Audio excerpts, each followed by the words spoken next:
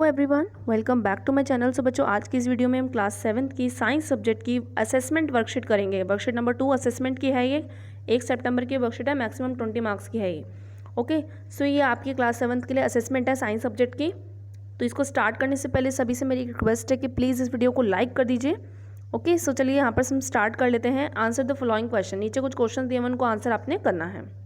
जिसमें first question आपसे पूछा गया ए पार्ट में, व्हाट आर विलाई, यानी विलाई क्या होती है। तो villi are the finger like outgrowths present on the small intestine which increases the surface area for absorption of digesting food. यानी कि विलाई क्या होती है, विलाई होती है फिंगर लाइक आउटग्रोथ, फिंगर जैसी आउटग्रोथ होती है जो कि स्मॉल इंटेस्टाइन के अंदर होती है, जिससे क्या होता है, सरफेस एरिया बढ़ जाता है फूड को एब्जॉर्ब करने का। जो भी आपका डाइजेस्टिंग फूड होता है वो उसको एब्जॉर्ब करने के लिए सरफेस एरिया बढ़ जाता है। अब चलते हैं बी पार्ट की तरफ। बी पार्ट में आपसे पूछा है कंप्लीट द फ्लो चार्ट, यानी इस फ्लो चार्ट को कंप्लीट करना है। तो फर्स्ट है आपका तित। ठीक है, तो तीत कितने टाइप के होते हैं, 2 टाइप के होते हैं। पहला होता है टेम्पररी तीत, दूसरा होता है परमानेंट तीत। तो इन्होंने परमानेंट तीत तो लिख कर दे दिया, एक खाली छोड़ दिया, तो वहाँ पर आप लिख लेंगे टेम्पररी तीत। उसके बाद नीचे 4 टाइप ऑफ तीत लिखने हैं परमानेंट तीत के। ठीक है, तो पहला हो जाएगा इंसीजर, दूसरा हो जाएगा केनाइन, तीसरा हो जाएगा प्रीमोलर, और चौथा जो मोलर है वो इन्होंने लिख कर दे दिया है हमें। ठीक है, तो 3 हमने लिख लेने हैं। अब चलते हैं सी पार्ट की तरफ।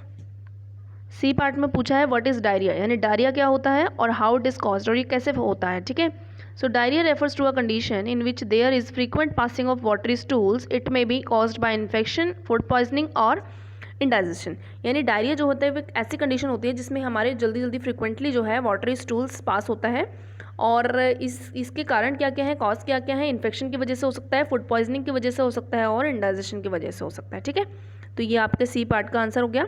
डी पार्ट में आपसे पूछा है डिफाइंड डिहाइड्रेशन, यानी डिहाइड्रेशन क्या होता है ये आपको यहाँ पर बताना है। तो इसमें आप लिखेंगे dehydration is the loss of water and body salt. हमारी बॉडी से पानी का लॉस होना और हमारी बॉडी सॉल्ट्स का लॉस होना ही डायरिया कहलाता है, थ्रू डायरिया। ठीक है, डायरिया से निकलते हैं, तो इसी प्रोसेस को हम डिहाइड्रेशन कहते हैं, जिससे हमारी बॉडी में पानी की कमी हो जाती है।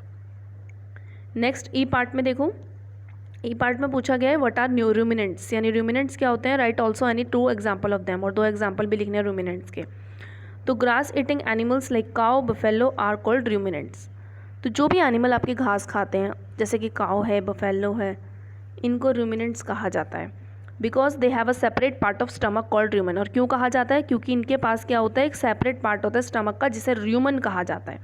ठीक है, उसमें क्या होता है, they quickly swallow the grass, वो जल्दी जल्दी जो है घास को निगलते हैं, and is stored in the rumen, और र्यूमन के अंदर स्टोर करके रखते हैं।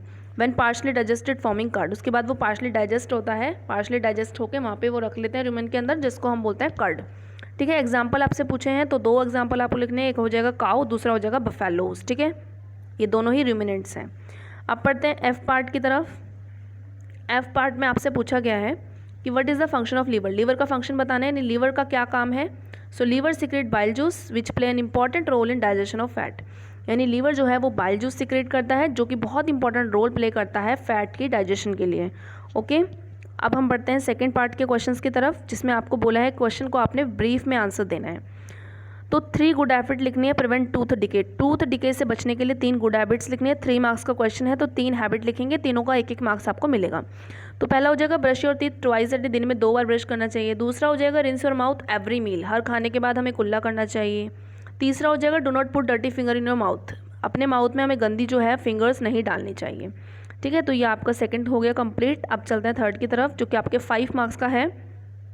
तो यहाँ पे देखो 5 मार्क्स का एक क्वेश्चन है कि a diagram of a part of digestive system is given below. नीचे आपको एक डाइजेस्टिव सिस्टम का पार्ट दिया हुआ है, उसके लेबलिंग करने हैं अपने पार्ट में, और also right the part of which it is involve in killing of bacteria, और उस पार्ट को भी लेबल करना है जो कि आपके बैक्टीरिया को किल करता है।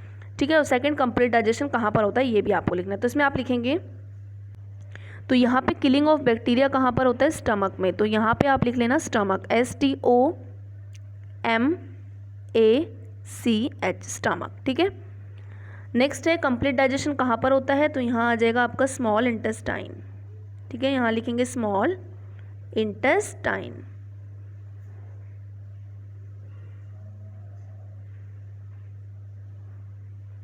तो यहाँ पर आपका स्मॉल इंटेस्टाइन के अंदर कंप्लीट डाइजेशन होता है। ठीक है, तो कंप्लीट डाइजेशन ऑफ फूड कहाँ पर होता है, स्मॉल इंटेस्टाइन में, और किलिंग ऑफ बैक्टीरिया होता है स्टमक के अंदर। ओके, अब नीचे एक डायग्राम दिया हुआ है, इसको कंप्लीट कर लेते हैं।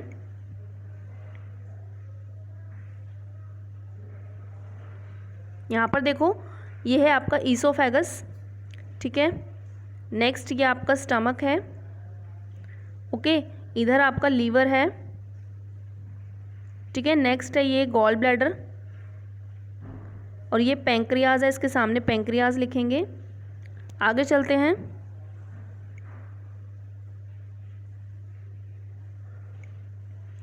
इधर आपका ये लार्ज इंटेस्टाइन एंड ये अंदर वाला जो है ये आपका स्मॉल इंटेस्टाइन, और ये लास्ट में ये हो गया एनस, ठीक है।